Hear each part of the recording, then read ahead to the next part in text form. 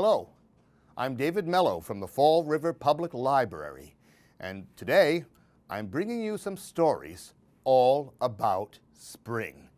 And don't you think it's time that we say goodbye to winter, this long, harsh winter, and welcome spring with open arms?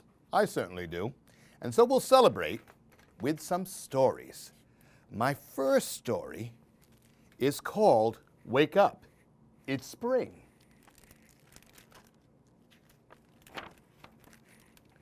The winter was long and cold. Then, early one morning, the sun rose and warmed the earth. "Wake up, old friend, it's spring," whispered the sun. And the warmed earth woke up. The earth basked in the sun's glow, then nudged its guest, the earthworm. "Time to wake up. It's spring. Spring is here." And the earthworm woke up. The worm wiggled in the warm earth and sang to its neighbor, the seed. "Spring is here. Rise and shine." And the seed woke up. The seed sprouted and grew out of the earth. It called to the sleeping ladybug. "Wake up, spread your wings, it is spring." And the ladybug woke up as well. The ladybug laughed in the sunshine. It tickled the rabbit's ears, and it whispered, "Psst, psst, rabbit, wake up. Spring is here." And the rabbit woke up. The rabbit twitched his nose to smell the spring air. He thumped to the bird up in the nest. "Out of bed, sleepyhead, it's spring." And the bird woke up. The bird soared from above and flew past the sleeping cat. wake up, furry friend," the bird chirped. "Spring is here." And the cat woke up. The cat stretched her legs and rubbed past the sleeping dog. "Time to get up," she yawned. "It's spring." And the dog woke up. The dog frisked and jumped and barked into the baby's room. "Wake up, wake up, wake up, it's spring," cheered the dog. And the baby woke up. The baby stood up in her crib with a laugh and shouted to her brother and sister, "Out, out, spring." And the brother and sister woke up. They picked up the baby and ran to their parents' room, jumped on the bed and shouted, "Wake up! Open your eyes! Spring is here! Spring is here at last!" And the parents woke up, one eye at a time. And they all ran to dance together in the sun. The parents and the brother and sister and the baby and the dog and the cat and the bird and the rabbit and the ladybug and the seed and the worm and the earth. Because it was spring. And certainly, after a long, harsh winter, it's certainly cause to dance. Our next story is also a springtime story. In the springtime, it gets warmer outdoors. We see the flowers burst from the ground. We see the lawns turn green, and we see the bugs start to appear. And one of those bugs that you might see is the caterpillar. This story is called caterpillar spring, butterfly summer.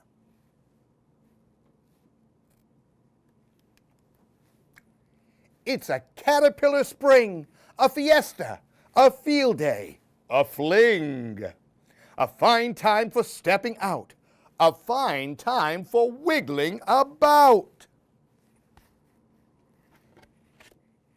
It's a caterpillar song. Bugs sing, bouncy, bouncing along. Stretching high, they swing and sway, dancing in a springtime ballet. It's a caterpillar treat. Baby bugs gather round to eat. A time to chompity chew, munching leaves as they march through. It's a caterpillar sigh as new friends fly high. Goodbye. He bounces and leaps and springs, but he can't fly without any wings. Poor caterpillar. It's a caterpillar sleep. It's long and cozy and deep. Awake to a woodpecker drummer. It's a butterfly summer. And now the caterpillar has spread her wings and she's flying off with her insect friends. And hopefully you'll be seeing some butterflies flying about this spring and summer. And wait a minute, this caterpillar right here on my lap seems to be changing. Keep a close eye. And yes, he's changed into a butterfly. Not just any butterfly, but a tiger swallowtail. And we have one last story, one last springtime story here. Hamilton Duck wakes up. He thinks it's springtime, but he's not so sure because there's snow falling. Sound familiar? This is called Hamilton Duck's Springtime Story.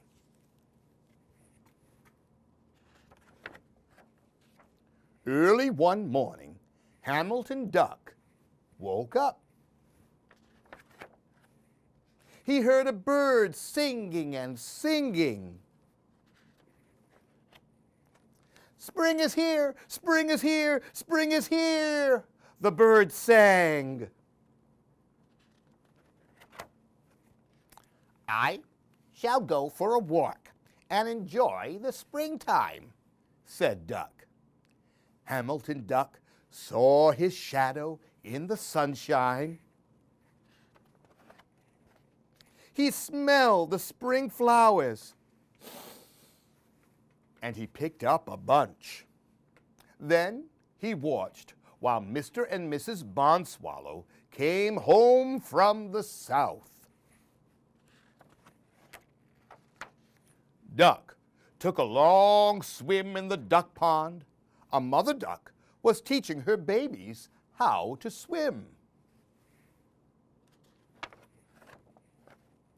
Friendly Fish and Hamilton Duck rubbed noses. Hi, said the fish. After the swim, Duck decided to take a little nap in the shade.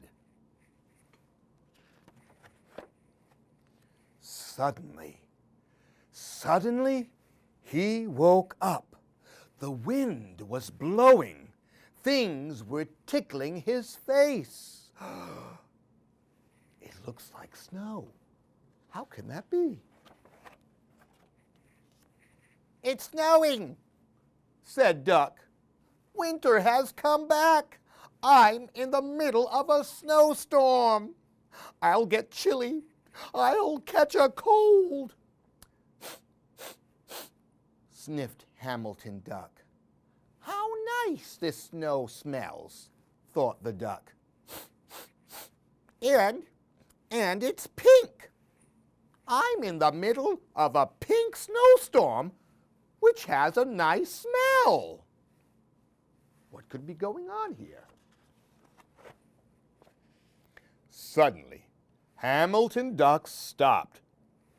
Why, this is not snow, he said. These things are blossoms. I fell asleep under the apple tree. He went back and picked up his bunch of flowers. It wasn't winter after all. Spring had finally come.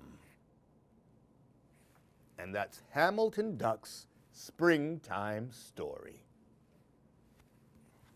Since we did some springtime stories, would you like to learn how to make a butterfly of your own? Now, I'm going to show you how you can make your very own butterfly. He's very simple and easy to make, and probably you can create him with a few things found around the house. This is our butterfly right here. He is made with a wooden clothespin, a coffee filter, a pipe cleaner, and colored with some magic markers. Here's how to make him.